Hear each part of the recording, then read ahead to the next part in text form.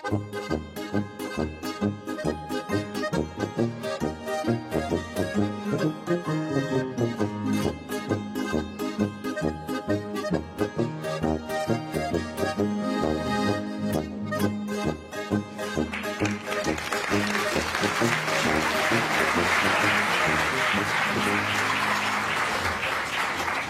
gibt doch echt keinen stureren Menschen wie ein Papa. Noch nicht, aber du bist ja auch noch entwicklungsfähig. Was soll denn das heißen? Dass das Geschirr nichts dafür kann, dass du eine schlechte Laune hast. Ist ja schon gut. Was hast denn du erwartet? Kommst nach 2 Jahren Landwirtschaftsschule heim und willst dem Papa erzählen, dass er die letzten 30 Jahre am Hof alles verkehrt gemacht hat? Geh, so war das doch gar nicht gemeint. So hat er aber gesagt. Du darfst nicht vergessen, wer den Hof zu dem gemacht hat, was er jetzt ist. Das weiß ich doch. Und wer das Geld für deine Schule gezahlt hat. Das hat er doch nur gemacht, weil er gehofft hat, dass ich einen Bauern von der Schule mit heimziehe. Er hat's gemacht, damit du was Anständiges lernst. Geh, Mama, jetzt red doch nicht so an Schmarrn. Jedes Mal, wenn ich in die Ferien daheim war und er was von den neuen Methoden in der Landwirtschaft erzählen wollte, hat er entweder seine Ohren auf Durchzug gestellt oder er ist eingeschlafen. Das muss der Papa an die vererbt haben. Besonders, wenn es ums Helfen am Hof geht. Er wollte doch immer nur wissen, ob ich schon einen feschen Burschen kennengelernt habe, damit ja ein anständiger Bauer auf den Hof kommt. Ja, du hast ja recht. Ein bisschen eine Hoffnung hat er sich schon immer gemacht. Ein bisschen? Ja, aber bloß ein ganz kleines bisschen. Ah du, und so ganz nebenbei. Jetzt reg dich nicht schon wieder auf. Schließlich ist dein Bruder auch noch da. Ja, für das Problem hat die ökologische Landwirtschaft leider auch keine Lösung. Jetzt reicht's aber, Susi, gell? Dass bei deinem Bruder zum Studieren nicht gelangt hat, dafür kann er nichts. Und dein Vater hat das, was du noch lange nicht hast. Und was man auch auf keiner Schule lernen kann. Bauernschleue. Ach, so nennt man das, wenn man sich mit dem Herrn Bürgermeister und seine Spätzchen im Wirtshaus trifft und zwielichtige Geschäfte macht. Ja, mir ist ja auch nicht recht, dass er schon wieder andauernd mit dem Bürgermeister beieinander hängt. Ja, aber so kann das auf jeden Fall nicht weitergehen. Der Papa muss umdenken. Du bist doch auch gegen die neue Halle und gegen den neuen Traktor. Und dann will ja noch ein Land dazu kaufen. Jetzt flippt nicht schon wieder aus, das nutzt beim Papa gar nichts. Da musst du diplomatisch vorgehen. Aber das habt ihr scheinbar in der Schule nicht gelernt. Ja, soll ich vielleicht erst ein Tragel Bier mit ihm trinken, bevor er mir dann einmal zuhört? Ja, das war jetzt gar nicht so schlecht. Aber mit ihm konntest du es sowieso nicht aufnehmen. Moin.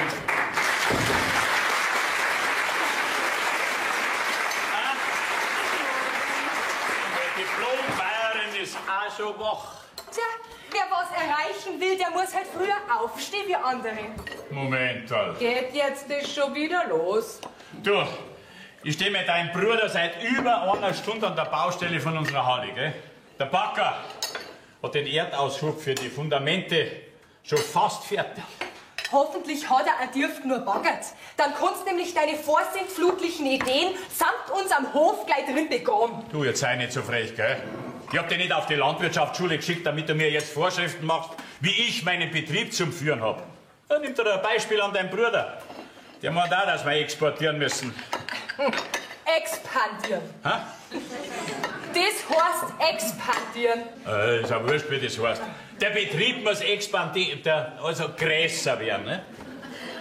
Der Bruder hat dieselbe Meinung. Ja, kein Wunder, wenn man nicht über den Horizont von seinem eigenen Hof aussieht. Ja, das geht ja schon rein praktisch schon bald gar nicht mehr, gell? Weil mit den neuen Wiesen gehört nämlich das ganze Land vom linken bis zum rechten Horizont. Alles uns. Sehr witzig. Geh, Papa, schau. Die Preise für die normalen landwirtschaftlichen Produkte, die sinken doch immer weiter. Ja, da kannst du noch so viel Land haben. Irgendwann sind die Kosten höher wie der Ertrag. Das sind sie ja schon seit Jahren. Aha. Und von was haben denn wir die letzten Jahre gelebt? Von den EU-Subventionen. Ja, dann kann man ja praktisch unseren Hof aufgeben. Ja, dann gibt's aber auch keine Subventionen mehr. Papa, irgendwann werden die Subventionen auch abgebaut. Und dann stehst du ziemlich blöd da. Naja, und Die Rettung ist natürlich die ökologische Landwirtschaft. Ja, richtig, richtig.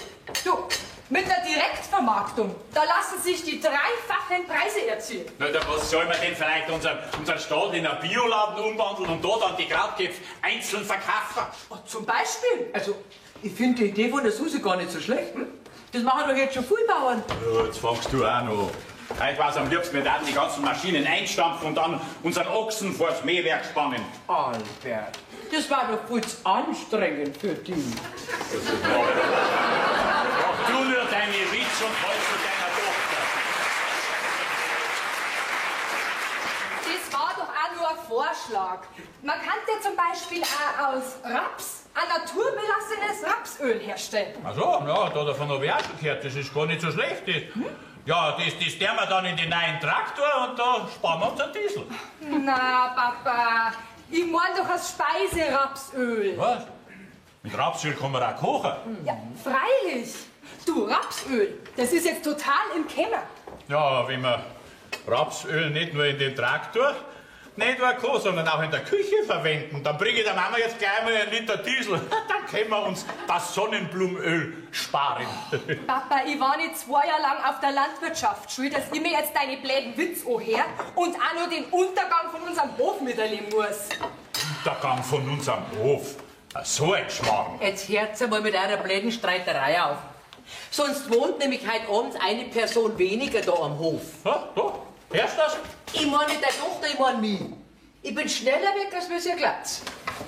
Wisst aber, was soll denn das? Ja, das kannst du nicht machen. Ja, gerade jetzt, wenn unsere Dorfhelferin im Krankenhaus liegt. Dann vertragt euch gefälligst wieder bis auf die Nacht. Ja, bis auf die Nacht. Ja, das kann gehen. Übrigens, heute kommt unsere neue Aushilfe für Jana. Hoffentlich keine Diplommarkt. Ihre Eltern haben früher auch Landwirtschaft gehabt. Sie studiert Betriebswirtschaft und jetzt hat gerade Semesterferien. Oh, ey, das klingt ja noch schlimmer wie bei dir. Da? Albert. Mein Papa, jetzt nimm mich gefälligst einmal ernst und hör mit deinen bläden Spassetteln auf. Sonst überleg ich mir, wie ich dieses Problem biologisch lösen werde. Biologisch lösen. Wie meinst du denn das? Sie meinen, dass die umbringt?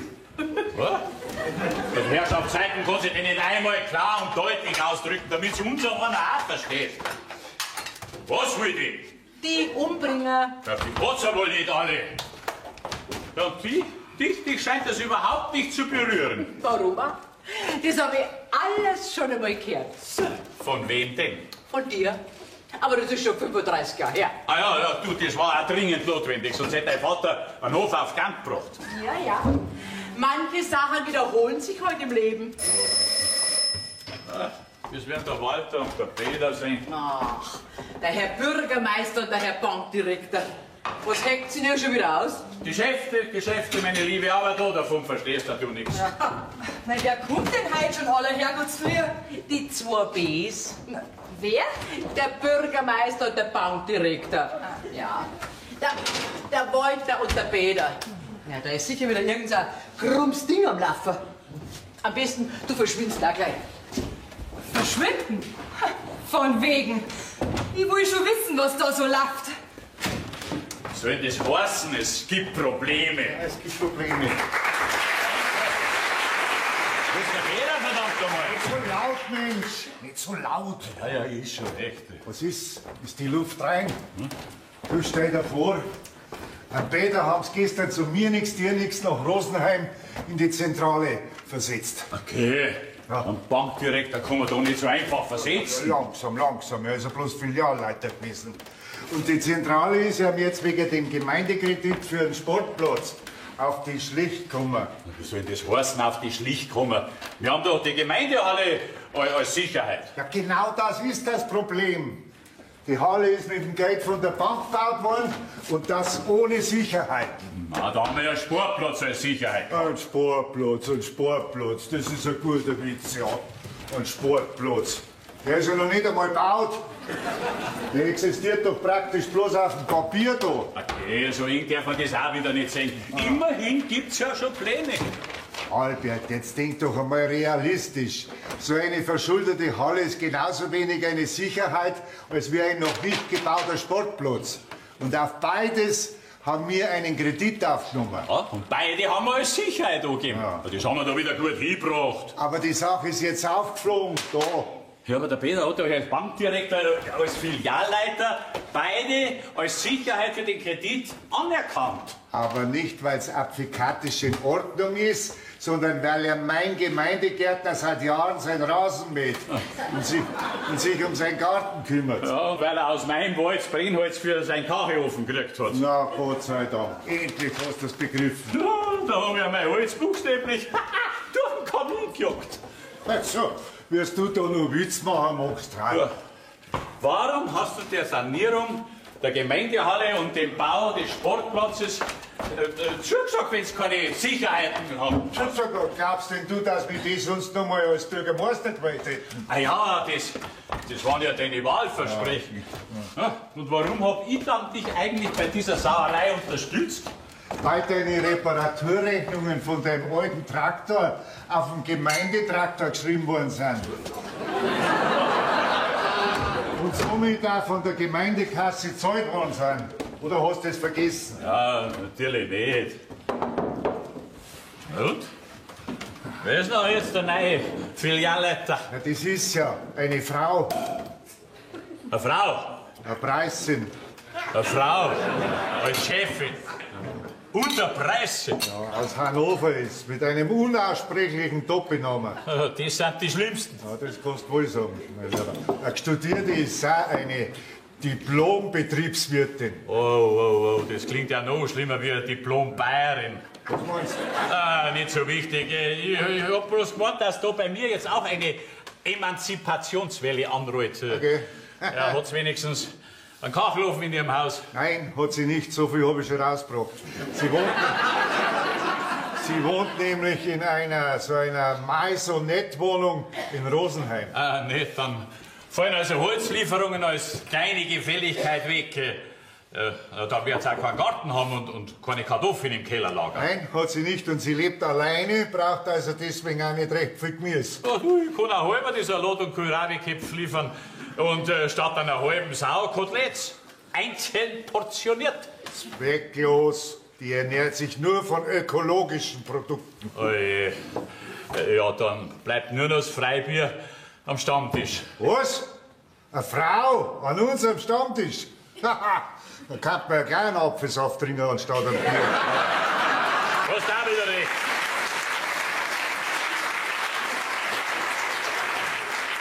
Aber wenn man die Frau nicht bestechen kann, dann hast du ein Problem.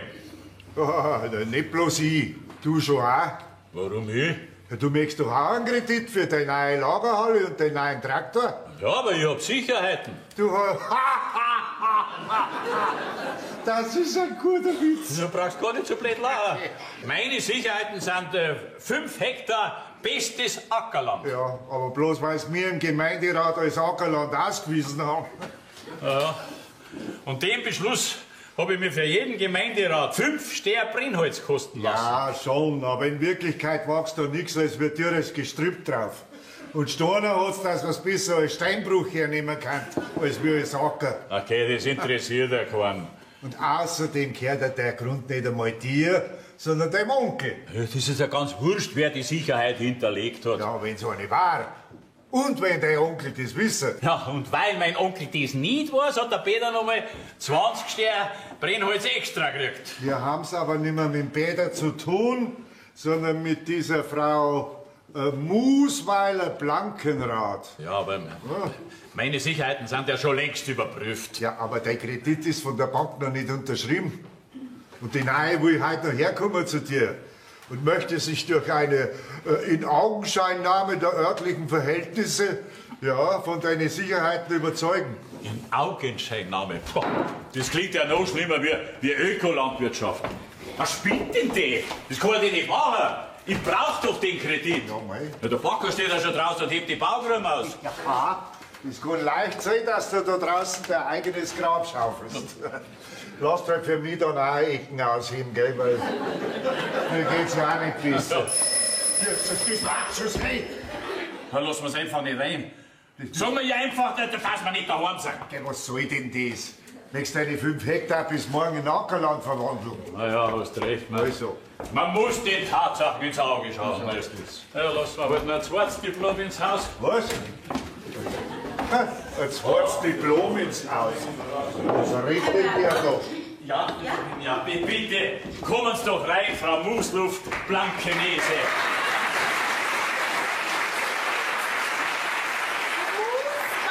Blankenrath ist mein Name. Ja, sag ich doch. Unser Bürgermeister, ein Walter Stadler, den kennen Sie ja schon, gell? Der Herr Bürgermeister ist auch schon hier? Ja, ich muss mich doch auch um meine Bürger kümmern, gell? Gerade so wie Sie um meine Kundschaft. Ja, seltsamerweise scheinen Ihre Bürger und meine Kunden im Moment die gleichen Personen zu sein. Ja. Zufälle gibt's, gell? Zufälle. Ja, aber setzen Sie sich doch. Darf ich da was zum Trinken anbieten? Danke, nein. Ich habe bereits einen grünen Tee zur Belebung meines Geistes und ein stilles Heilwasser zur Kräftigung meiner Verdauungstätigkeit zu mir genommen. Ach so, ja, dann... Also, ich finde es schon nett, dass Sie sich persönlich bei mir vorstellen, wo doch mein Kreditvertrag praktisch schon unter Dach und Fach ist. Bis auf meine Unterschrift. Ach, Ihr Vorgänger hat noch gar nicht unterschrieben. Naja, aber das ist eine reine Formsache, ein Lapperli. So weit haben wir es nicht mehr kommen lassen. Ja, das klingt ja, wie wenn Sie ihn verhaftet lassen hätten, Frau Musluft Blankenburg.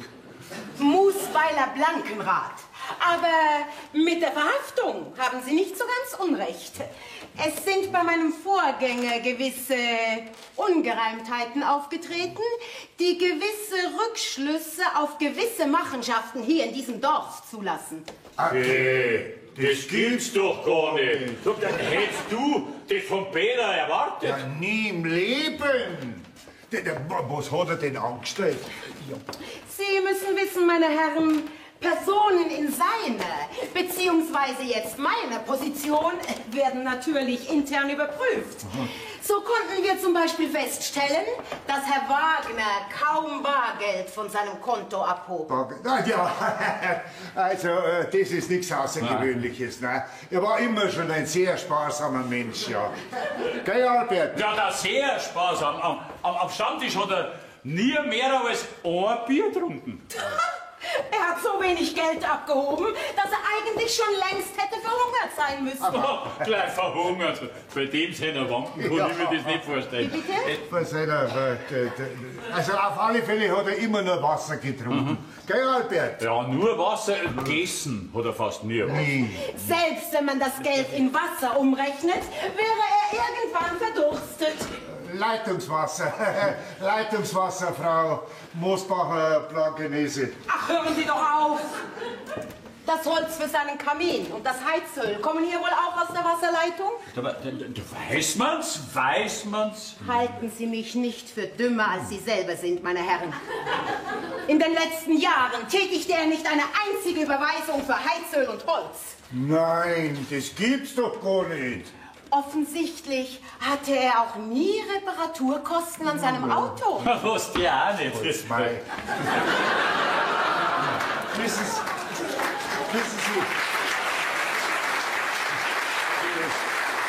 die Autos heutzutage, die sind ja praktisch wartungsfrei. Was man aber von dem neuen Gemeindetraktor nicht behaupten kann. Bei diesen Reparaturkosten steht er doch mindestens 600 Tage im Jahr in der Werkstatt. 600 Tage? Das gibt's ja gar nicht. Ja, bei dem neuen Club da spielt er die Technik andauernd verrückt. Ja. Dann hat mein Vorgänger in seinen Kreditverträgen so viel fruchtbares Ackerland als Sicherheiten aufgeführt, dass in einem Radius von 10 Kilometer um diesen Ort nur Ackerland sein dürfte. Tatsache aber ist, dass es hier fast nur Wald, Geröll und brachliegende Flächen gibt. Ja, das hätte ich ja nie geglaubt, dass der Peter so ein Schlawiner ist. Ich auch nicht, glaubst du das? Ich auch nicht. Es ist ja bloß gut, dass die Frau Muschelbank das gleich entdeckt hat und ihn versetzt. Ja, genau. Der hätte uns ja noch alle in den Ruin drin. Ja. Meine Herren, bitte! Ja, bitte. Wollen Sie mich hier für dumm verkaufen? Ja. Oder glauben Sie tatsächlich, ich weiß nicht, was hier gespielt wird? Was werden da gespielt? Ich weiß es auch nicht. Wie Sie wollen. Beginnen wir doch mal mit Ihren Sicherheiten. Da wären 5 Hektar bestes Ackerland, angrenzend an Ihre westlich gelegenen Wiesen. Tja, sollen wir dieses Ackerland besichtigen oder können wir das gleich sein lassen? Na, das können wir uns sparen. Ja. Na bitte, geht doch. Aber in einem Monat kann man so schauen. Bis dahin ist es bestes Ackerland. Na, das ist doch ein Wort. Gut, dann komme ich in einem Monat wieder und wir sehen dann weiter. Na, da brauche ich aber noch vorher den Kredit. Ich verstehe. Damit kaufen Sie sich einen neuen Traktor. Sonst können Sie ja diesen Urwald nicht zu Ackerland machen. Noch endlich jemand, der mich versteht. Aber so geht das nicht. Nicht? Nein. Erst die Sicherheiten. In Ihrem Fall die Herstellung der Ackerfläche. Dann der Kredit. Ja, dann nehmen Sie halt mein Haus als Sicherheit. Ja. Geht auch nicht. Wie ich dem Computer entnehmen konnte, haben Sie Ihr Haus bereits vor 5 Jahren beliehen, um ein neues Getreidesilo zu bauen. Okay. Das habe ich glatt vergessen. Gell. Gut, dass wir's sagen. Kein Problem. Dafür bin ich doch da, um Sie an sowas zu erinnern. Ja, jetzt habe ich wohl ein Problem. Trösten Sie sich. Damit stehen Sie hier im Ort nicht alleine da. Das tröstet mich ungemein. Dankeschön. Papa! Ja? Papa, wo bist du? Papa! Papa, du musst sofort kommen!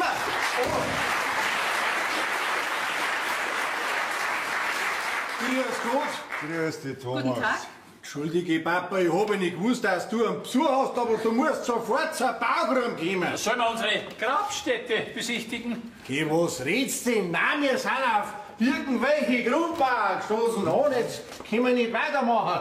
Du, die Mauern, die sind so fest, dass sie schon die Schaufel vom Bagger verbummelt. Ach, hier ist wohl schon mal ein Hof untergegangen. Was? Kleiner Scherz am Rande, Herr Bergmann. Man darf schließlich nicht den Humor verlieren. Wir kommen denn da drauf, dass ich wegen Ihnen meinen Humor verliere. Dazu besteht ja gar kein Anlass. Ich muss ja für meinen Kreditvertrag nur circa 5 Hektar Gestrüpp mit der Hand roten. Papa, jetzt geh weiter, das musst du unbedingt anschauen. Ja, ist gut. Sie sehen, ich bin beschäftigt. Ja, also es tut mir leid, aber das muss ich auch sehen. Moment! Das interessiert mich auch. Schließlich gehört hier praktisch alles meiner Bank. Was sagst du? Dann warten Sie halt. Das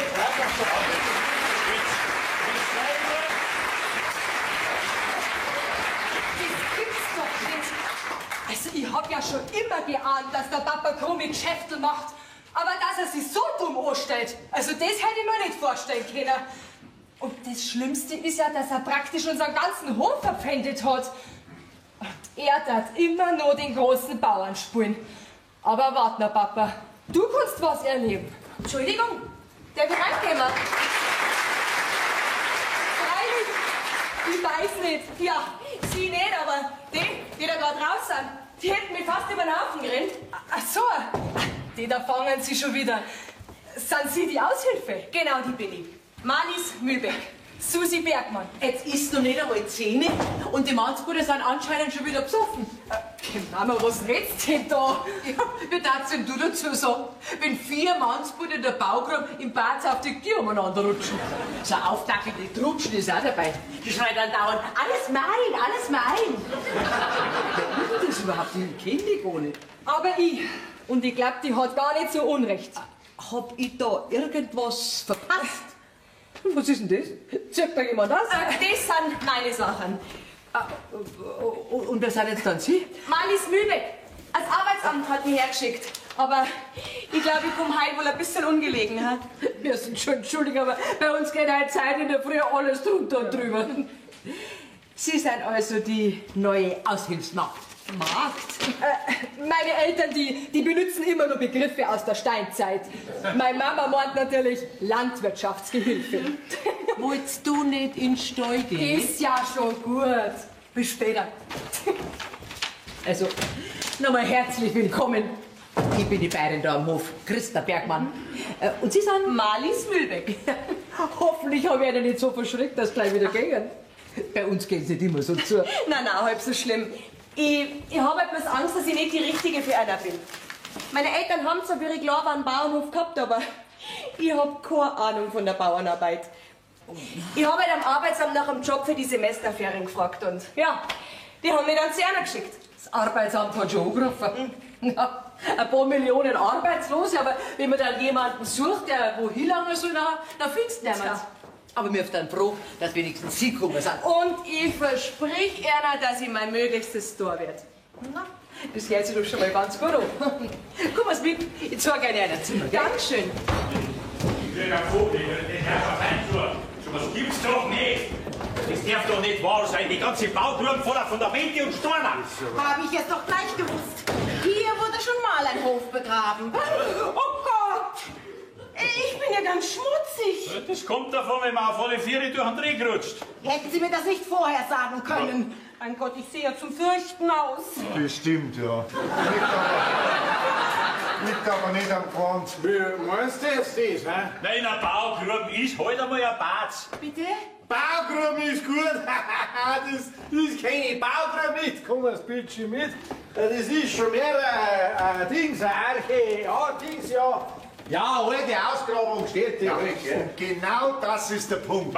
Der Punkt ist, dass ich jetzt aus zweierlei Gründen nicht weiterbacken kann. Erstens kriege ich kein Geld von der Bank und zweitens sind die Fundamente so fest, dass ich es erst einmal auseinanderspringen muss. Hey, da wird überhaupt nichts gesprengt. Ich rufe jetzt erst einmal das Landesamt für Denkmalpflege an. Was willst du? An Denkmalschutz rufe ich an. Das ist ein historischer Fund. Das ist meine Pflicht als Bürgermeister. Ja, sag einmal, spielst du? mal. Ich fahre jetzt in die Stadt und kaufe Dynamit und dann springen wir die ganzen blöden Steine in die Luft. Geh, Papa, du verstehst doch von dem gar nichts. Du, das, wenn blöd läuft, nachher sprengst den ganzen Hof in die Luft. Bumm. Aber das wäre doch wunderbar. Hä? Hier ist sowieso nur noch der Grund und Boden etwas wert. Ja, also ich würde sagen, gerade jetzt ist der Grund und Boden was wert. Na, dann sag einmal, auf welcher Seite stehst denn du? Überleg doch einmal. Möglicherweise ist das da draußen ein bedeutender historischer Fund, ein archäologischer, auf deinem Grund und Boden.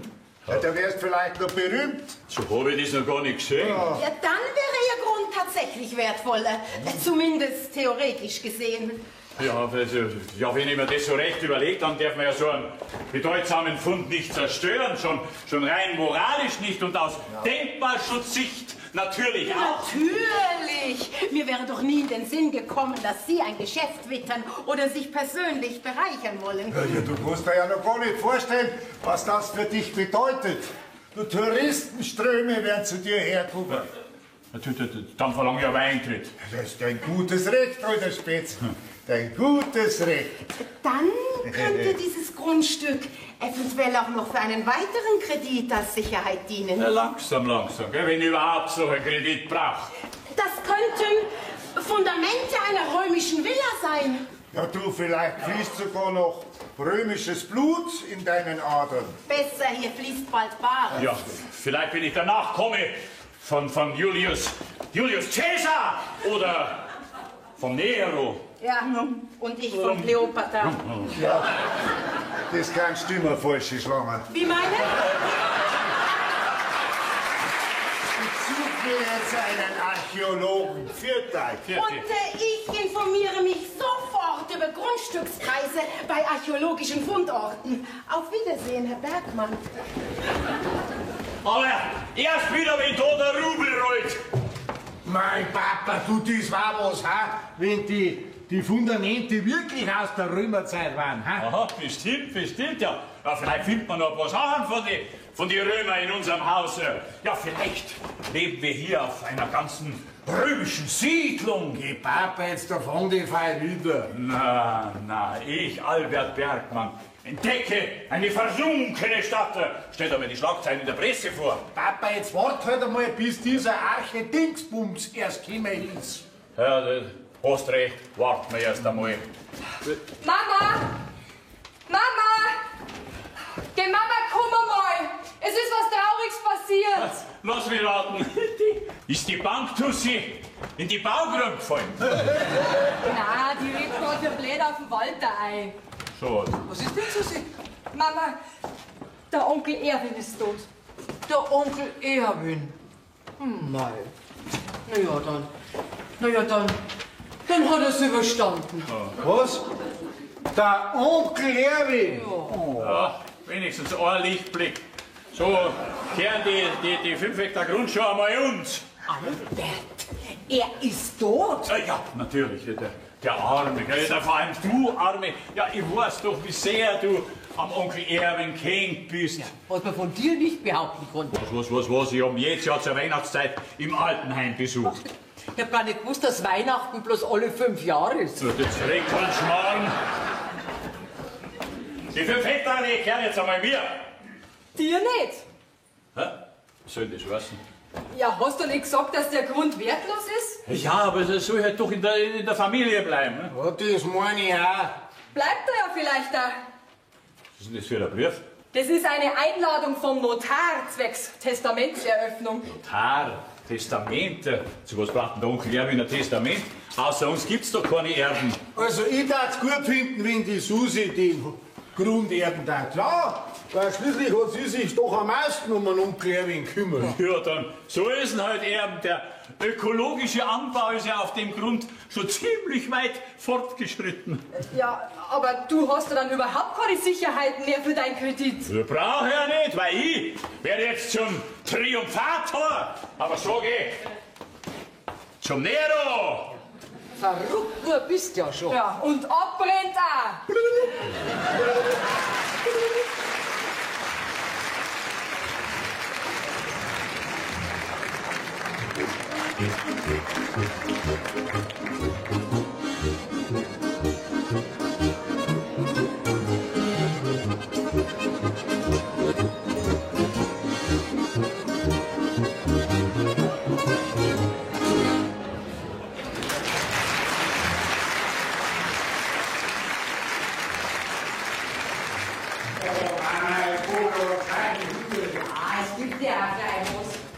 Aber sag mal, kannst du nicht du mal mit Papa vernünftig reden, Thomas? Du bist gut, Mama. Der horcht ihm doch gar nicht zu.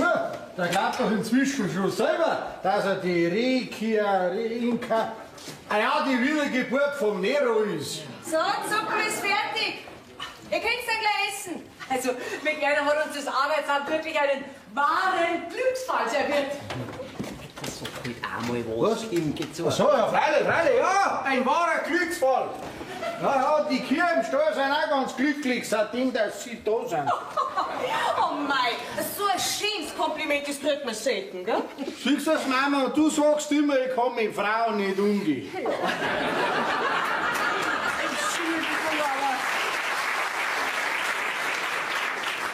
Das ist schon in Ordnung. Mir ist das so lieber, als wenn er seine Finger nicht bei sich halten kann. Muss ja nicht der Papa? Der hat einen Backel gekriegt und ist damit im Schlafzimmer verschwunden.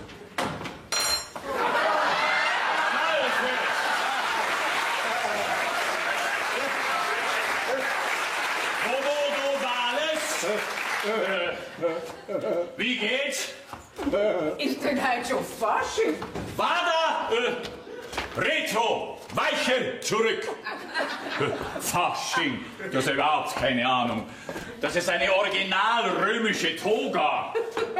Jetzt dreht er total durch. Fällt bloß mir noch der Lorbeerkranz. Ja, da müsst ihr ein bisschen warten. Ja, Mama, der Papa hat gestern einen Lorbeersetzling eingepflanzt. Das wird schon ein Jahr brauchen, bis er Bladeln hat. Jetzt gehst aber wirklich zweit, Albert. Du kannst doch in dem Aufzug unmöglich in den Stall gehen. Da wäre die Kirb mulchsauer. Ja, für solch niedere Arbeiten haben die Römer schließlich ihre Sklaven gehabt. Ja, manche so sie eben in 2000 Jahren nicht kennt. Jetzt recht keinen solchen Schmarrn, gell? Schau, dass du mit der Suppe fertig wärst und nachher gehst du den Stall ausmisten. So, was sag ich, ha? Ich zieh mich schnell um und dann hey wieder. Aber nur, wenn Sie mich in der Küche nicht mehr brauchen. Nein. Nehmen Sie noch mit unseren schwer gestressten Arbeitssklaven. Nicht, dass er uns nur zusammenbricht, gell? Wo war das? Wohin geht sie? In Ihr Zimmer? Ipso facto, soll geschehen. Also ich muss schon sagen, mit Ihnen haben wir wirklich einen guten Griff gemacht am Sklavenmarkt. Arbeitsmarkt. Dankeschön. Es macht mir aber auch unheimlich viel Spaß, dass ich wieder auf dem Bauernhof leben kann. Ich komme gleich wieder. Das pressiert gar nicht. Nein, pressiert überhaupt nicht. Okay, wie kommst du da auf einmal zu der Erkenntnis? Du, letzte Woche hast du dich mit Händen und Füßen gegen die Malis gewärzt. Eine Studentin als Aushilfe. Naja, ich habe halt so meine berechtigten Probleme mit den Diplomfrauen, aber man kann ja seine Meinung auch einmal ändern. Okay. Und wann bist du zu der Einsicht gekommen? Na, vielleicht verleiht diese römische Toga auch die römische Weisheit. Ja, vielleicht sollst du auch mal eine anziehen. Ja. Ein bisschen Weisheit darf nicht schon. Die Mama, ich kann doch nicht mehr so einen Rekerl umeinander laufen. Was taten denn da die Kühe im Stall von mir denken? Akt, Gladius, auf in den Kampf. Auf geht's, Backpass. Gegen meinen Stall. Ja, zusammen ist möchte ich schon noch. So, jetzt geh weiter. Oh.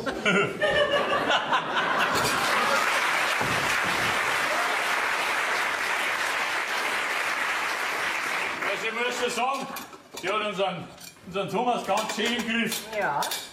Ich glaub, ich muss einmal mit der Malis reden. Ach, geh, lass doch. Die weiß halt, wie man die Männer zu der Arbeit bringt. Eben drum. Das darf ich auch ganz gern wissen. Christa!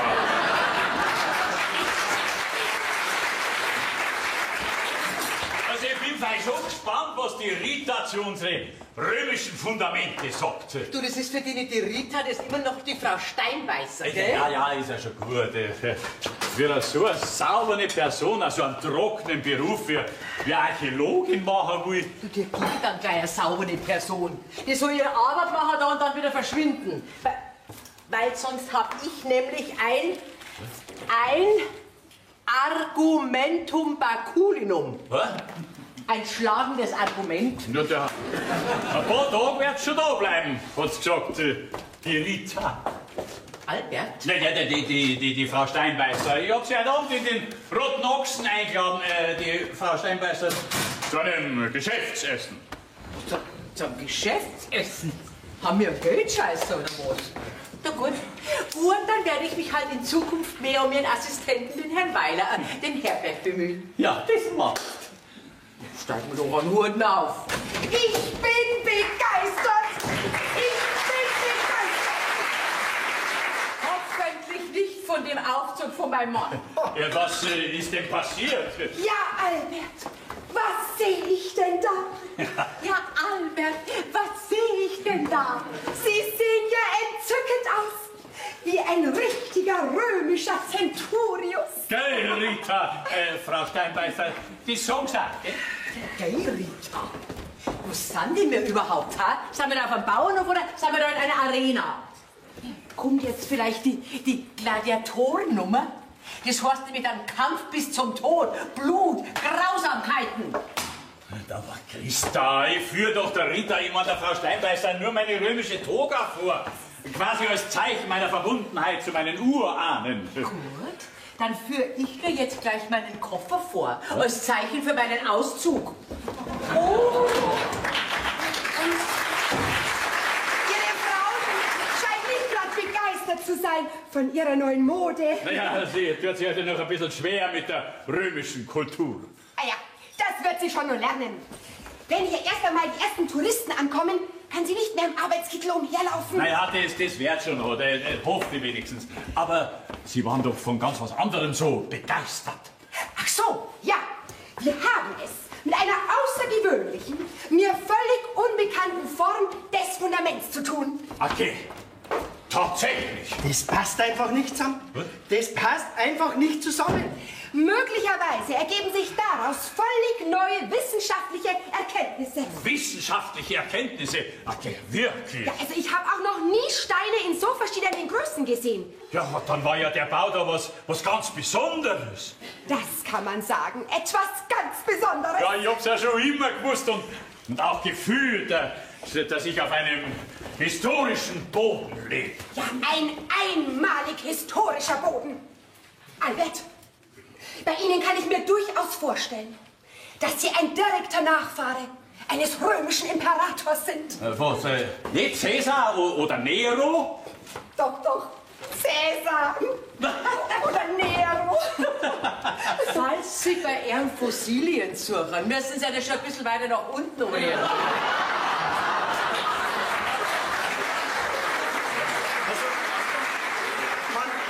Man kann es drehen und wenden, wie man will. Das macht einfach keinen Sinn. Was ist denn?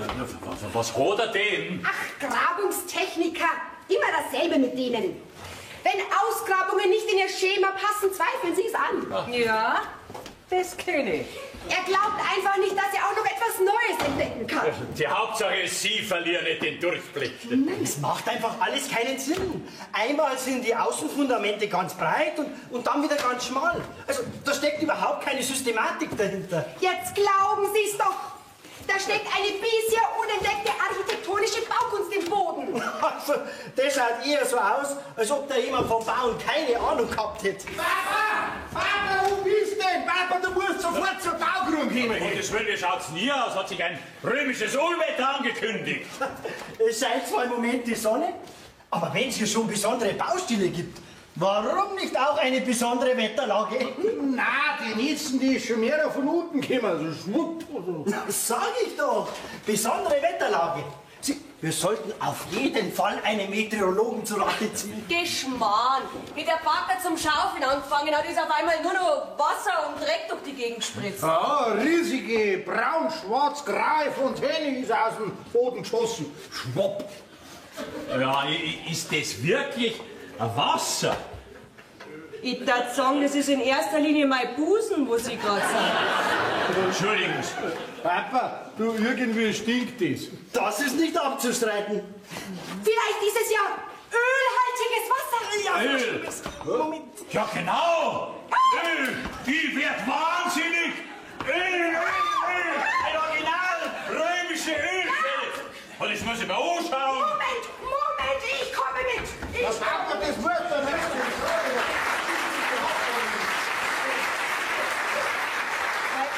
Darf Sie mir bitte schön ein Handtuch besorgen, bevor da noch alles davor schwimmt? Selbstverständlich.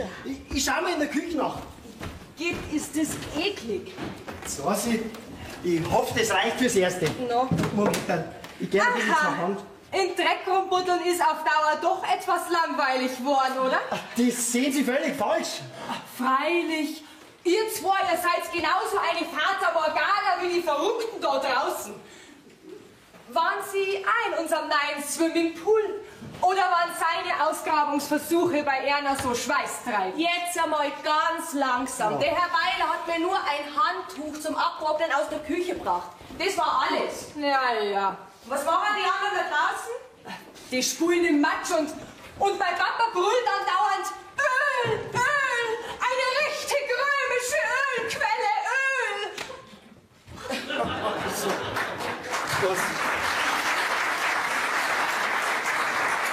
Was hat denn die Susi? Die war doch sonst eigentlich immer ganz nett. Ja, da ist ja nicht eine halb nackte Frau neben Ihnen gestanden. Ach so, Sie meinen, sie ist eifersüchtig. Erfasst? So, und ich gehe mir jetzt einmal umziehen, bevor da noch jemand durchtrat. Ha? Das wäre gar nicht so schlecht. Was für ein Depp hat denn das Wasser abgesteigt? Oh Gott,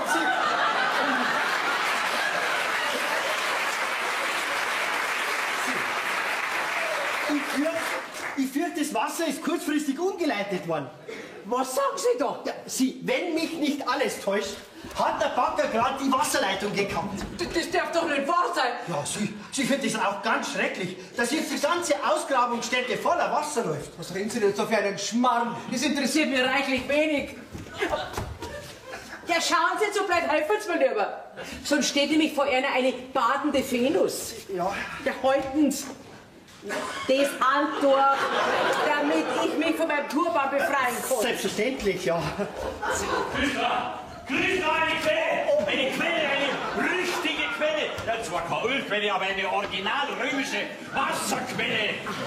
Was du nicht so? Ja, du, das müsst ihr sehen, mit welchem Druck das Wasser aus der Erde kommt. Ja, wahrscheinlich genauso, wie woanders der Druck nachlassen hat.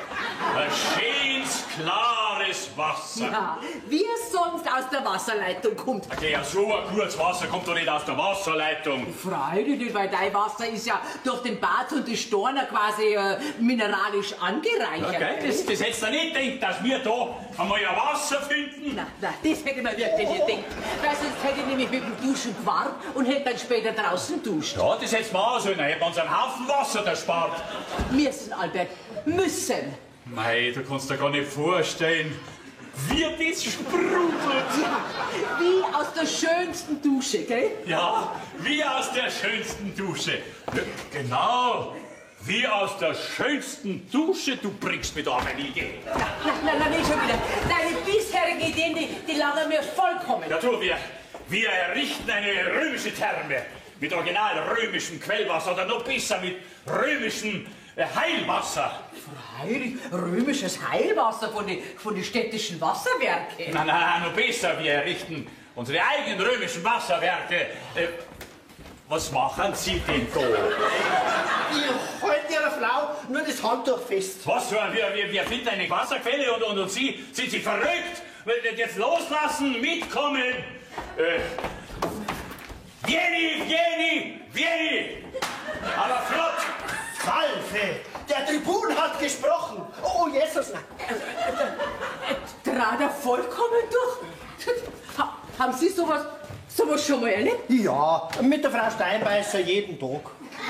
Was wird denn das, wenn's fertig ist? Ich halte nur das Handtuch fest. Ja, das sehe ich ja. Also, der Papa hat da irgendwas vollkommen verkehrt verstanden. Naja, Männer, die sich im Matsch suhlen, sind aber auch kein Maßstab für mich. Für mich auch nicht. Dankeschön, bitte. Danke. Ja.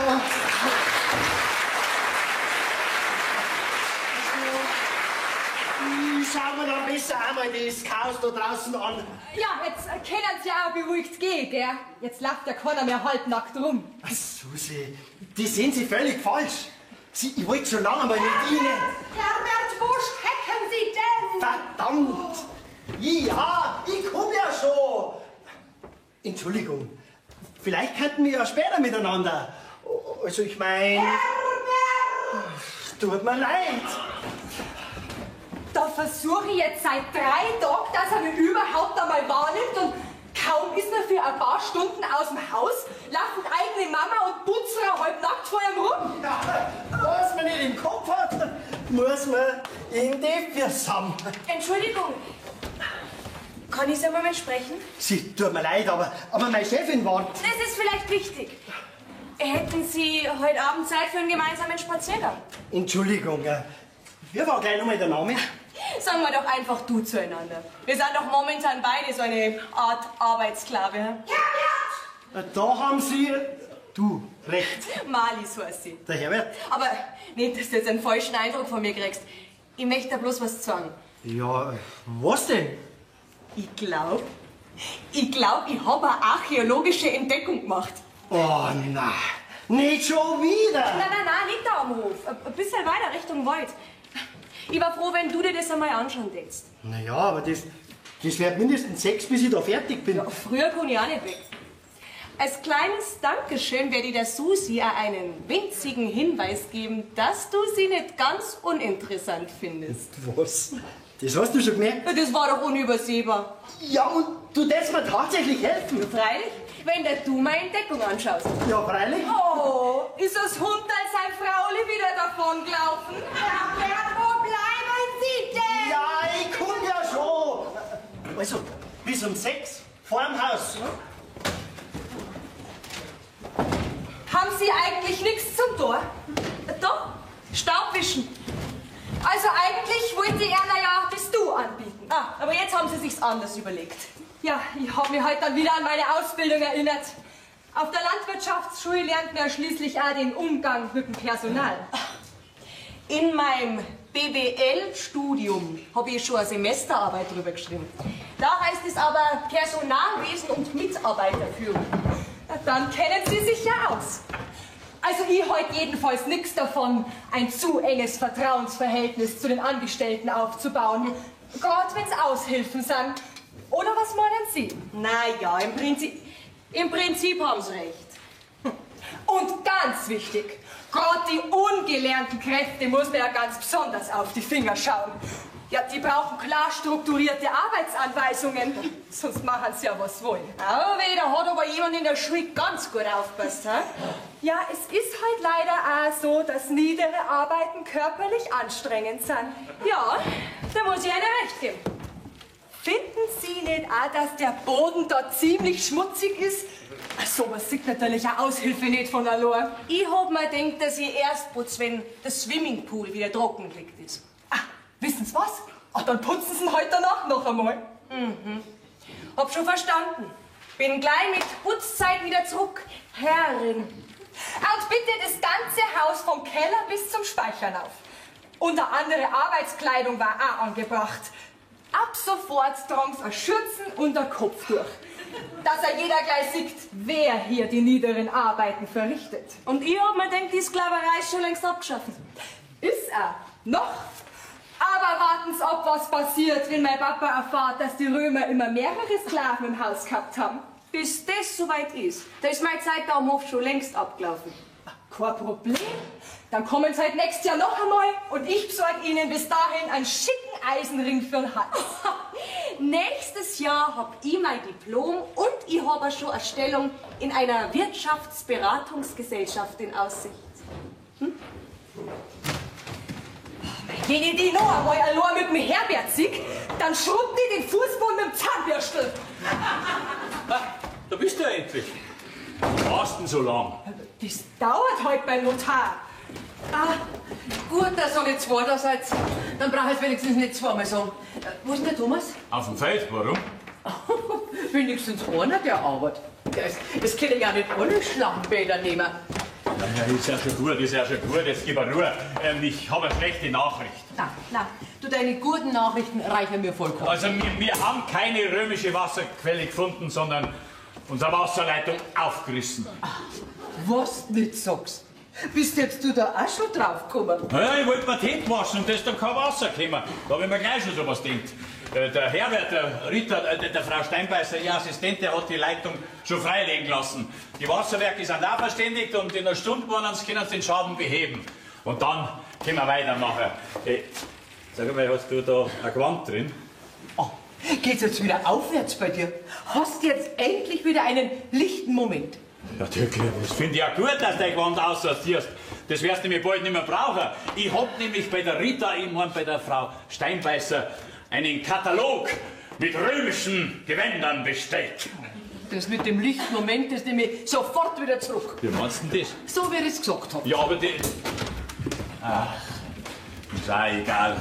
Wenden wir uns den wichtigen Dingen des Lebens zu. Also, was hast du gehabt? So 10.000 Euro in Bar. Ah, das ist immerhin schon was.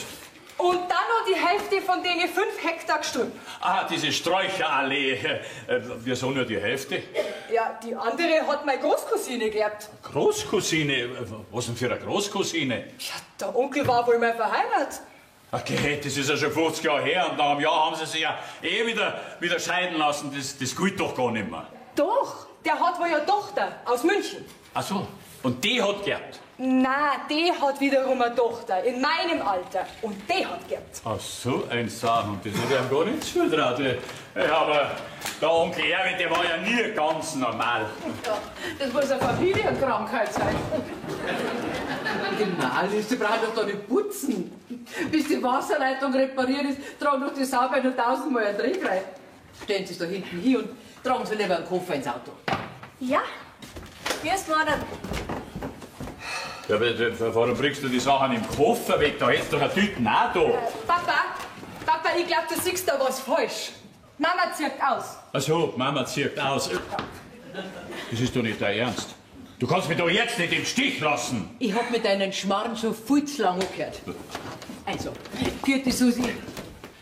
Ich gehe jetzt für 14 Tage zuerst einmal zu meiner Schwester und dann sehen wir weiter. Ja, jetzt warte mal, das kannst du nicht machen, außerdem braucht das Auto ich. Okay. Seit wann braucht denn ein Römer ein Auto? Muss doch halt einen Streitwagen besorgen. Ich brauch das Auto. Ja, dann bringst du mir eine Sänfte und ich werde dann sofort an Bord einer römischen Galeere nach Rom aufbrechen und für dich um geistigen Zuspruch bitten. Salve! Was stimmt denn das? Das kann doch nicht machen. Hast du das doch gerade gesehen? Wo ist denn Ihre Frau hin?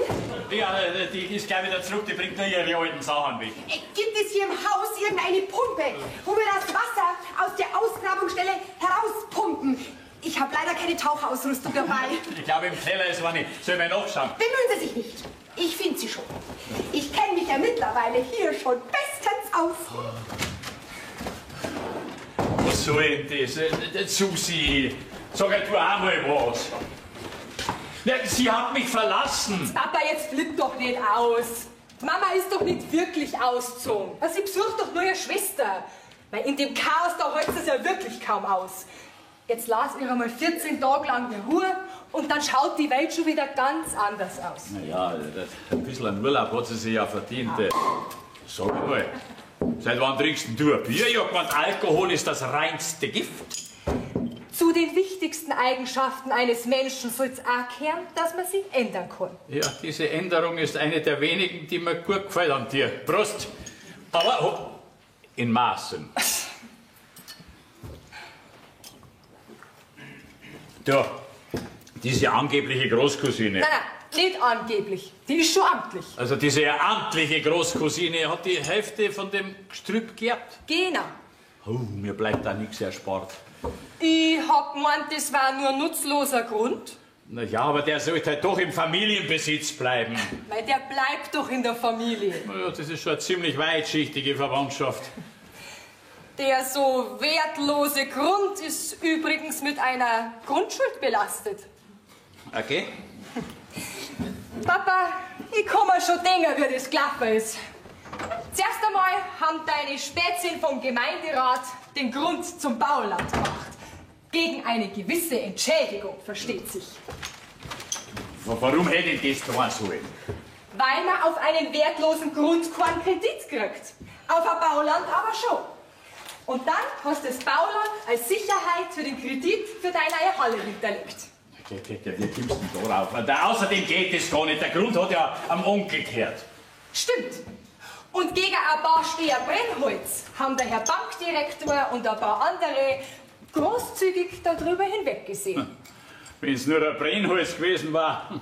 Aber halber das sei Kartoffeln, ein Gemüse. So. Na, was hätte ich denn tun sollen? Wir brauchen doch die neue Halle unbedingt. Das ist ja alles recht und schön, aber das war Betrug. Und durch die Umschreibung von dem Grund auf mich und auf meine neue Großcousine, ja, da wird das natürlich auffallen. Meinst du? Ja, was sagt denn die? Wie heißt denn die eigentlich? Die war nicht anwesend, die war nur verreist. Ihr Nachname ist Kreuzer. Du, die muss sofort her. Egal wie. Und wenn ich sie im römischen Streitwagen abholen lassen muss. Papa, fangst du jetzt schon wieder an? Ja, ist ja schon gut. Du, das mit dieser ökologischen Landwirtschaft ist finde ich eigentlich gar nicht so blöd. Okay, auf einmal. Naja, vielleicht sollten wir mal so probeweise so einen kleinen Garten mit Biogemüse anlegen. Ach, jetzt verstehe ich. Du willst die neue Bankdirektorin bestechen. Was hast du da gesagt? Die Wahrheit. Du, bei so einem Diplom da lernt man nicht nur die Theorie, sondern auch, wie es wirklich läuft im Leben. Na, Papa, als Bescheißen, das habe ich nicht in der Schule gelernt. Aber neben der Theorie haben wir natürlich auch sehr viel Praxis gemacht. Ach so, oder vielleicht auch, wie man einen Tofu-Burger züchtet? Geschmarrn. Prost, Papa. Prost. Du, wie schmeckt denn eigentlich das Bier? Gut. Sehr gut sogar. Ist das aus der Stadt? Na, das hab ich braut. Was? Das hat zu meiner praktischen Diplomarbeit gehört. Hey, sowas lernt man auch auf der Landwirtschaftsschule. Ja. Albert! Sie glauben nicht, was ich im Keller gefunden habe. Ja, die Wasserpumpen. Ach, was interessiert mich denn jetzt die Pumpe? Der was da? Ihr Keller, Albert, Ihr Keller. Was? Steht da jetzt vielleicht auch das Wasser drin? Nein, die unteren Steine, Albert. Die unteren Steine.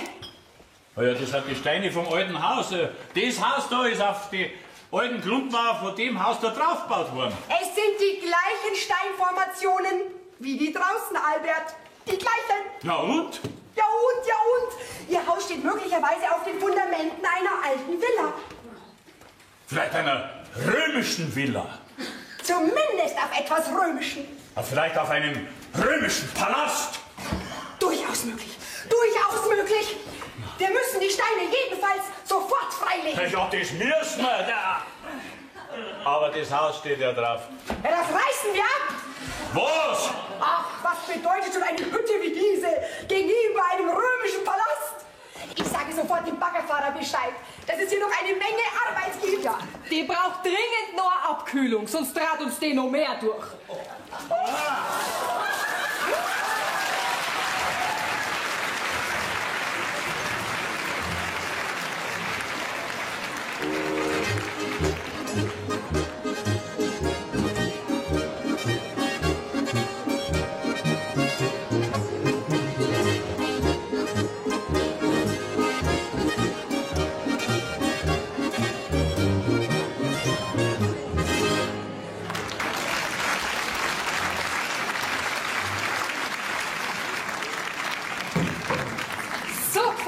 Schon besser. Jetzt schaut's endlich aus wie eine richtige Magd. Steht ja noch gut? Sparen Sie einer die schlauen Bemerkungen, sonst wird's ja noch mal leid tun. Sind Sie da sicher? Ja, ganz sicher. Guten Morgen, Papa. Moin. Sag mal, was willst denn du mit dem Opa seinem alten Vorderlader und der Mistgabel da herin? Das ist meine Sache. Komm, Papa, jetzt trink erst einmal einen Kaffee, der beruhigt. Malis, tankst die alte Büchsen an Speichern auf. Sehr gern. Die bleibt da. Ist ja schon gut. Da, tragen Sie ins Schlafzimmer. Sehr gern. Und dann machen Sie gleich das Schlafzimmer sauber und hängen die Betten zum Lüften aus. Selbstverständlich. Frau Holle schüttelt die Betten aus. Was ist denn los? Da, wisst, hat mir die Gemeinde gestern zugestellt. Tut es uns leid, Ihnen mitteilen zu müssen, dass im öffentlichen Interesse ein unverzüglicher Abriss Ihres Anwesens verfügt werden muss. Über eine angemessene Entschädigung wird der Gemeinderat bestimmen. Ja, spinnen die! Das können die doch nicht machen. Ja, hast du das ja gerade gelesen? Ja, und dein Spezi, der Bürgermeister? Das war meine Spezi. Der zirkt ja nur noch mit dieser Banktusse an. Er sagt, da kann man nichts machen. Ja, und die Entschädigung? Ja, die hat sich die Bank schon vorsorglich unter den Nagel gerissen. Zur Tilgung meiner Verbindlichkeiten. Ja, und was sagt da der Thomas dazu? Der hockt ja schon seit gestern im Wirtshaus und sauft. Er hat gesagt, er muss sich Mut antrinken. Ich weiß nicht, was er vorhat. Der hat bloß noch die blöde Malis im Kopf. Ich glaub nicht, dass du mit dem noch rechnen kannst. Ja, das ist jetzt auch schon wurscht. Ach, jetzt weiß ich wenigstens, warum du heute kein Reckerl anhast. Ach, du findest das alles auch noch lustig? Ja, soll ich mich vielleicht wegen dem ganzen Schmarrn aufhängen? Ja, du, da musst du aber schicken, dass du einen Balken findest, an den du dich hinhängen kannst, wenn die Frau Steinbeißer das Haus wirklich abreißen lassen will. Bis nach dem Frühstück wird schon noch Zeit haben. Nein, du, aber zuerst gibst mir noch das Rezept von deinem selber brauten Bier. Okay.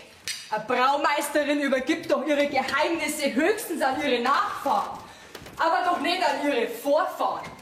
Braumeisterin, jetzt einmal langsam. So weit bist du noch lang nicht. Oh mein Papa. Du, wo ist denn eigentlich deine Rita mit ihrem Schoßhunderl? Das ist nicht meine Rita und das interessiert mich auch nicht. Ja, wahrscheinlich ist davor, weil ich habe ja gestern in der Baugrube einen Haufen Lehm nachgeschmissen. Ah, du meinst aus der römischen Tempelanlage? Ab sofort wieder Baugrube. Naja, du, vielleicht holt sie sich ja zur Verstärkung eine römische Legion oder sowas. Da ist meine Antwort. Ja, die richtige Antwort auf eine Horde Römer oder Abrissbagger. Du, wenn du so weitermachst, kommst du überhaupt nicht mehr zum Aufhängen, aber das scheint dich nicht groß zu stören. Tja, warum denn auch? Die Mama bleibt bei ihrer Schwester, ich gehe in die Stadt und fange bei der Landwirtschaftskammer an. Und der Thomas reißt sich die Malis unter den Nagel. Ja, und ich? Was mache ich? Geh, um die brauchen wir uns doch keine Sorgen machen. Du kriegst ein nettes kleines Zimmer mit Vollpension im Café Viereck. Was? Du gehst in den Knast. Ja, okay, du spinnst doch. Wegen so ein bisschen Betrug und Urkundenfälschung geht man doch nicht ins Gefängnis. Über keinen umgebracht. Ja, eben. Du, für einen Mord, da kriegst du heutzutage schon Bewährungsstrafen. Aber wegen Steuerhinterziehung oder Urkundenfälschung, ja, da gehst du dann lang in den Knast. Ja? Ja, aber einen Mord kannst du ja auch noch begehen, wenn sie die Frau Steinbeißer da mal wieder blicken lässt. Wo ist denn der Käse? Immer dieses Aushilfspersonal. Na, Malis! Malis! Der Tribun wünscht Käse. Ja, was ist denn das für ein Ton? Ja. Tut mir leid, das hab ich leider vergessen, Frau Bergmann. Wie schauen denn Sie aus? Was? Naja, Ihre Tochter legt halt Wert auf eine Kleiderordnung. Was? Was hast du denn? Unser Erna hat doch auch nicht anders ausgeschaut. Ja, aber die Malis ist schließlich eine richtige Studentin. Okay. Seit wann ist denn bei dir eine Studentin mehr wert als ein Markt? Bitteschön. Dankeschön. Guten Morgen. Guten Morgen.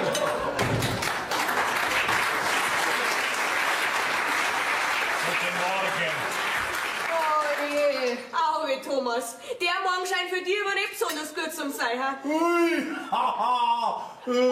Du schaust aber heute besonders frisch aus. Wie eine richtige Bayerin. So, gefällt dir mein Aufzug? Ja, und wir? Eha! Ja, die hier im Stall, die werden auch ganz begeistert sein. Na jetzt! Ich meine, ich bin im Irrenhaus. Einen Moment.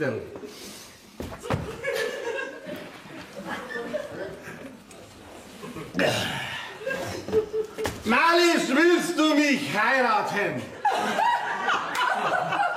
Wenn ihr das macht, dann überschreibe ich euch glatt den Hof. Genial! Der Papa übergibt einen Hof, der ihm gar nicht mehr kehrt und den es ja auch bald gar nicht mehr gibt und verpackt es auch noch als Akt von übertriebener Großzügigkeit. Ich glaub's einfach nicht. Naja, der Antrag kommt natürlich etwas überraschend. Was wäre denn das? Und ich kaufe uns natürlich auch eine neue Missgabe. Na, ehrlich! Und ein eigenes Kopfschirm und eine eigene Schürzen kriegst du auch. Das beeinflusst meine Entscheidung natürlich ungemein, aber trotzdem muss ich noch drüber nachdenken. Malis, was gibt's denn da noch zum Nachdenken? Ein ganzer Hof liegt dir zu Füßen. Ich meine, der ist unzurechnungsfähig. Was ist denn das? Du, das schaut aus wie ein LKW, der die Abrissbirnen für einen Bagger bringt. Was? Du, den hat bestimmt die Frau Steinbeißer bestellt. Aber nur keine Panik, bis die am Bagger montiert ist. Da können wir noch in aller Ruhe weiter frühstücken. Spinnt denn der? Ja, gewisse Gemeinsamkeiten zwischen euch zwei sind halt nicht zu verleugnen. Thomas, komm, geh mit. Wir müssen den Bagger aufhalten. Aber ich wollte doch gerade mit dem Jetzt geh weiter! Signa in Ferre! Greift an! Geh nur zu, Thomas, wir reden später, aber pass auf die Birnen auf, gell? Hä? Die Abrissbirnen, so, und jetzt geht's. Oh, ist schon gut, aber nicht davonlaufen, gell? Mauselein.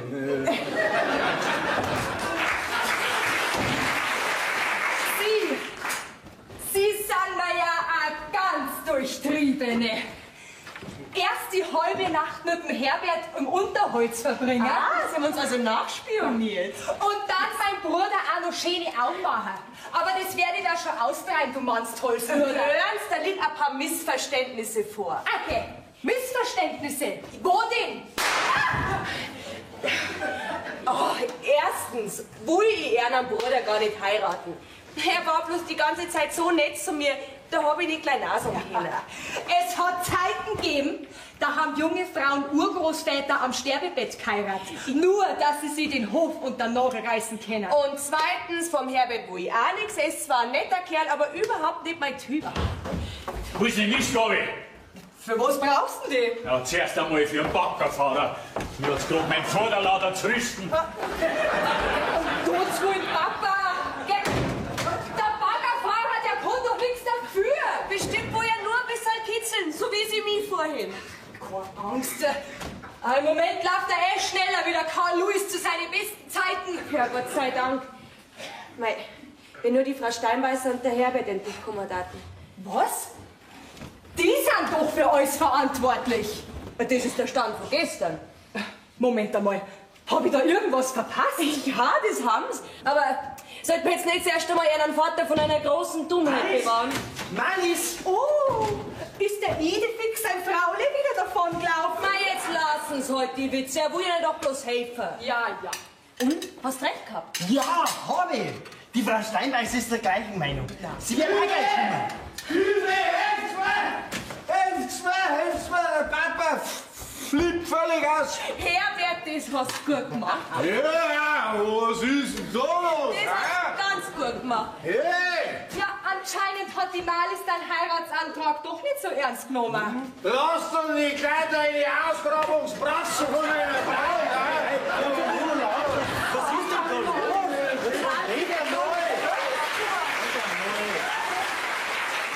Da bin ich ja gerade rechtzeitig gekommen.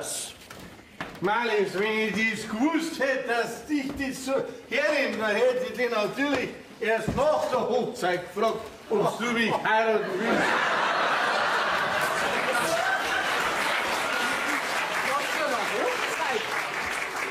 Du bist ja vollkommen psuffer. Na, das ist schon besser gewesen, dass du mich vorher gefragt hast. So, und jetzt gehst du wieder zu deinem Vater, wir kommen dann auch gleich. Und ihr könnt's wirklich ohne mich reden, ne? Ja, bin ja eh auch noch da. Also gut. Aber schickt's euch, gell? Ob ich jetzt da vielleicht einmal irgendjemand aufklären? Die Frau Steinbeißer, die kommt jeden Augenblick und dann wird sie alles aufklären. Aha, jetzt hat der Albert seine Verfolgungsjagd aufgegeben. Das ist jetzt das dritte gescheiterte Attentat innerhalb von einer Stunde. Also, ich bin gespannt, wie das weitergeht. Mama, warum bist du eigentlich schon wieder da? Ja, lest denn ihr keine Zeitung? Ja, wir denn? Seit Frau Steinbeißer unserem Postler beim Spaten nach ist, nur weil er auf dieses römische Fundament gestiegen ist, traut er sich nicht mehr zu uns her. Doch, schau mal her. Ja, das ist ja ein Beutel von unserem Hof. Morgen kommt der Abrissbagger. Haus wird wegen eines römischen Fundes abgerissen. Du verstehst jetzt, warum ich sofort wieder zurückgekommen bin? Bis jetzt habe ich aber gemeint, das war nur Schwachsinn. Meinst du, die machen ernst? Ja, jetzt keine Angst, keine Angst. Kommen Sie erst einmal mit. Wir werden versuchen, alles zu stoppen, bis die Frau Steinbeißer kommt. Ja, wir denn? Und was macht er denn? Nein! Alles mein Eigentum. Langsam, gell? Wenn dann das von Ihrer Bank. Egal, ich bin die Bank und die Bank bin ich. Naja, lange wird die Freude über das Haus ja nicht anhalten, weil da steht nämlich bald nichts mehr. Haben Sie noch immer nicht begriffen, dass dieses Grundstück als archäologischer Fundort ohne das Haus einen viel höheren Wert hat? Aber man kann doch einer Familie nicht einfach so mir nichts, dir nichts, das doch über den Kopf wegreißen. Ach, tun Sie doch nicht so scheinheilig. Sie machen sich doch nur Sorgen, von wem Sie demnächst Ihr Brennholz und das Schweinefleisch bekommen. Also, ich weiß nicht, was Sie meinen. Das wissen Sie ganz genau. Oder wie soll ich das deuten, dass Sie mir seit Tagen nicht von der Seite weichen? Sagen Sie mal, was machen denn mir da eigentlich? Ich sehe nur nach, ob sich in diesem Haus noch verwertbare Gegenstände befinden. Scheint aber nicht der Fall zu sein. Gut, dann können wir ja wieder gehen. Ich möchte mir nämlich den Abriss gern von außen anschauen. So gefallen Sie mir schon besser, Herr Bürgermeister. Nur nicht den Humor verlieren. Das ist reiner Galgenhumor. Aber ich weiß immer noch nicht, warum ich da mitmachen soll. Ja, großer Gott. Gut. Also nochmal. Ja. Der Sportplatz und die Gemeindehalle sind hoch verschuldet. Stimmt. Ihre Sicherheiten sind absolut wertlos. Ja, stimmt auch. Und ich bin der Schlüssel zu Ihrem Glück. Denkst, und da fangen meine Probleme an. Das verstehe ich nämlich nicht. Aber das ist doch ganz einfach. Dieser Hof mit dem gesamten Grund ist total verschuldet und gehört praktisch meiner Bank. Ja, das leicht bei. Wie bitte?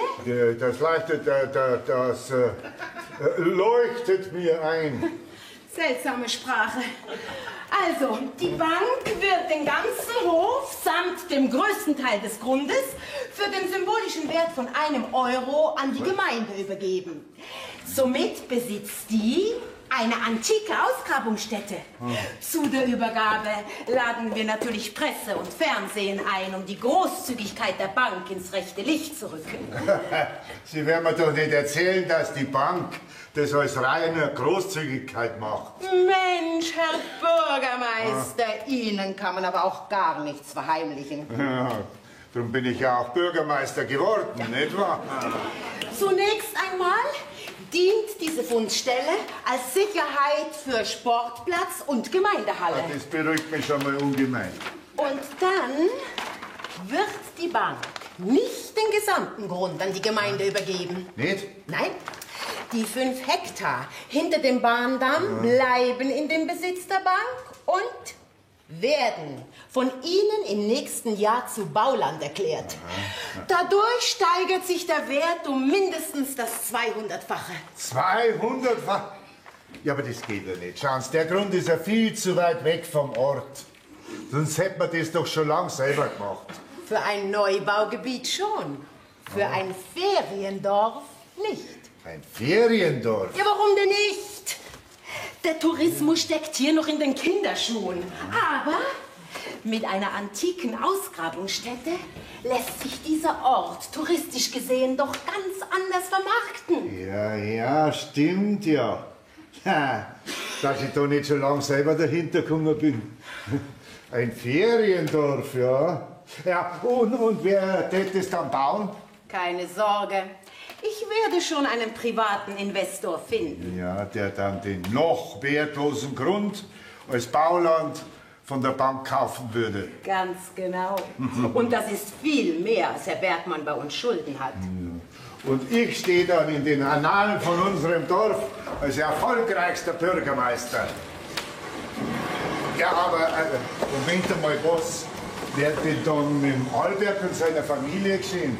Ja, mein Gott, wo es Gewinner gibt, gibt's auch Verlierer. Dann gehe ich heute mit meinem Haus unter.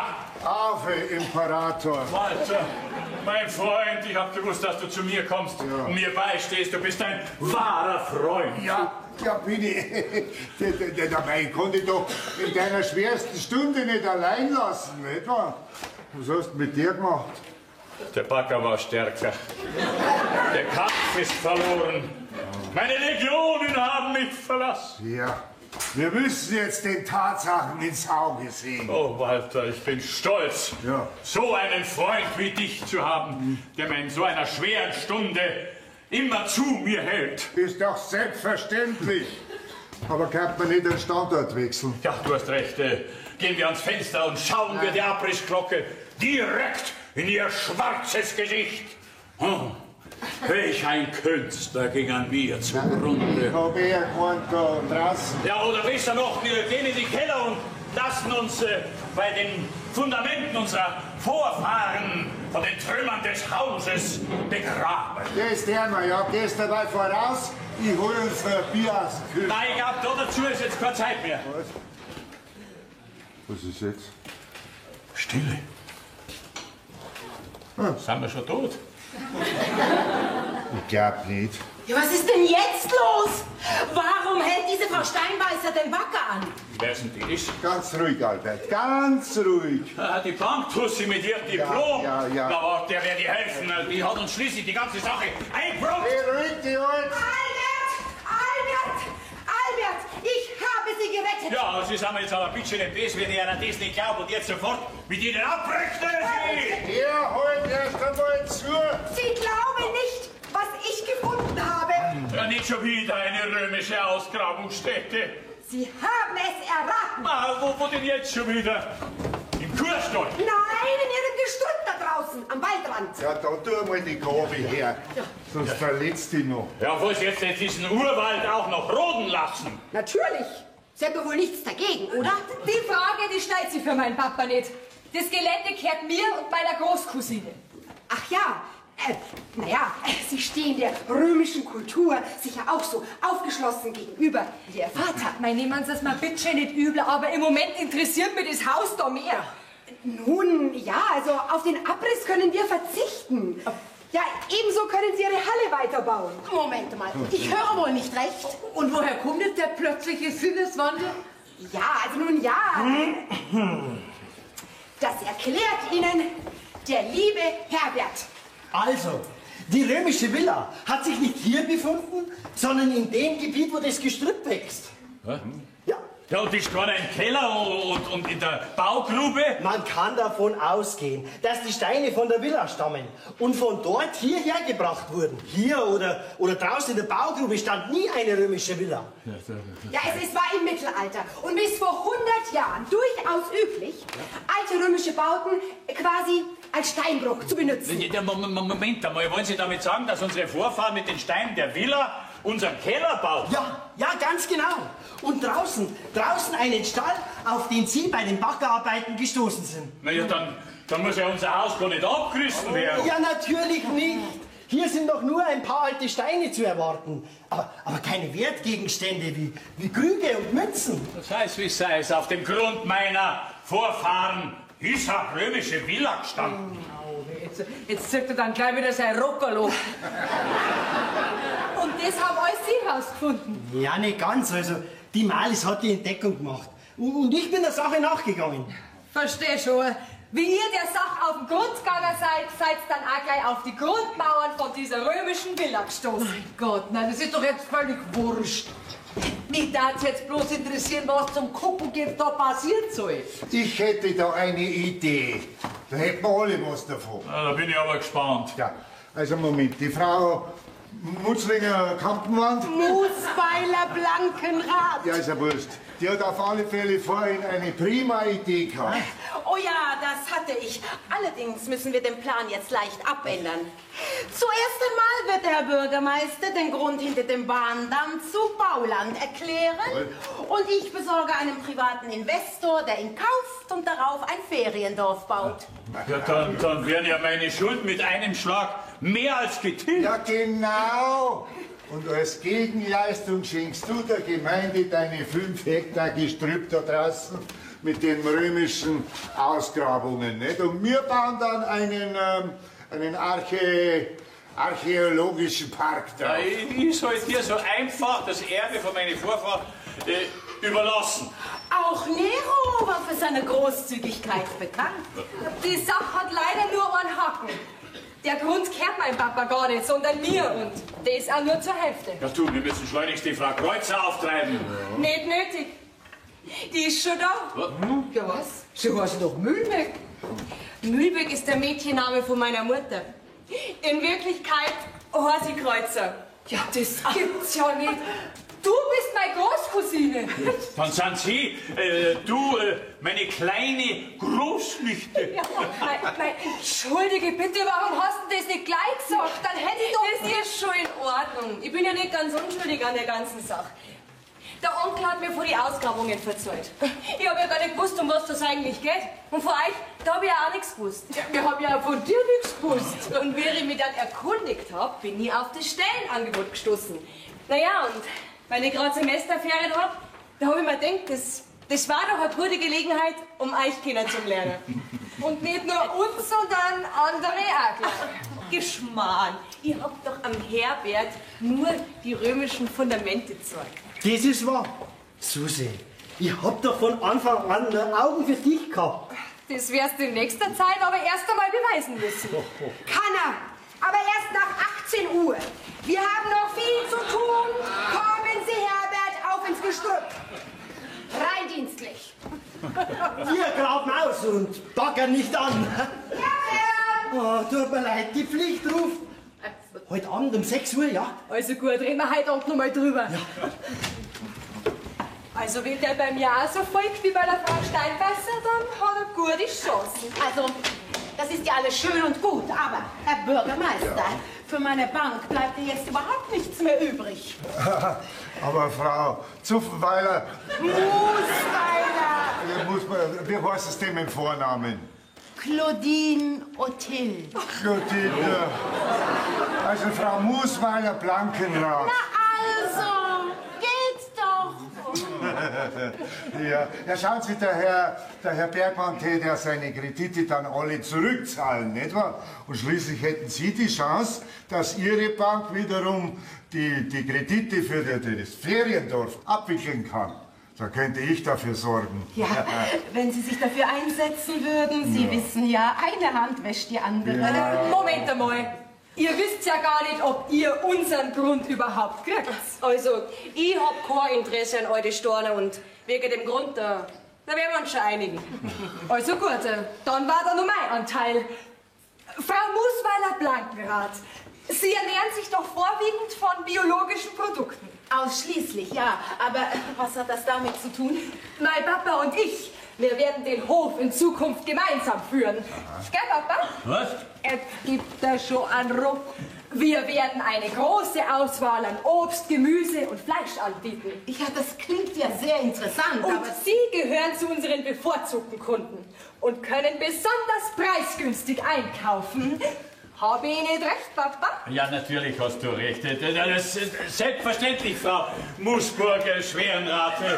Wir steigen jetzt nämlich auf biologische Produkte um. Dann sehe ich auch keine Probleme mit meinem Teil. Also, je länger ich mir Ihren Vorschlag überlege, umso besser gefällt er mir. Was meinen Sie, Herr Bürgermeister? Ja, ich bin dafür. Das habe ich mir gedacht. Ich muss mich jetzt allerdings verabschieden. Mal sehen, ob es in der Autowerkstatt auch so gut läuft. Ein Kleinwagen müsste schon drin sein. Auf Wiedersehen! Auf Wiedersehen! Was? Wo will die? Da muss ich nicht. Die darf auf keinen Fall die Reparaturrechnungen von unseren Privatwagen in die Hand kriegen. Ah, das Haus! Für den! Was sagen, das war gar nicht so schlecht. Langsam lernst du wirklich was. Aber trotzdem passt mir das nicht mit dem Bio-Dings da mit. Papa!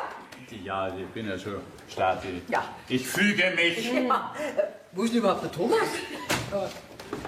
Marlies! Der ist für dich, den habe ich extra frisch gepflückt. Mei, vielen Dank. Und, hast du das jetzt schon überlegt?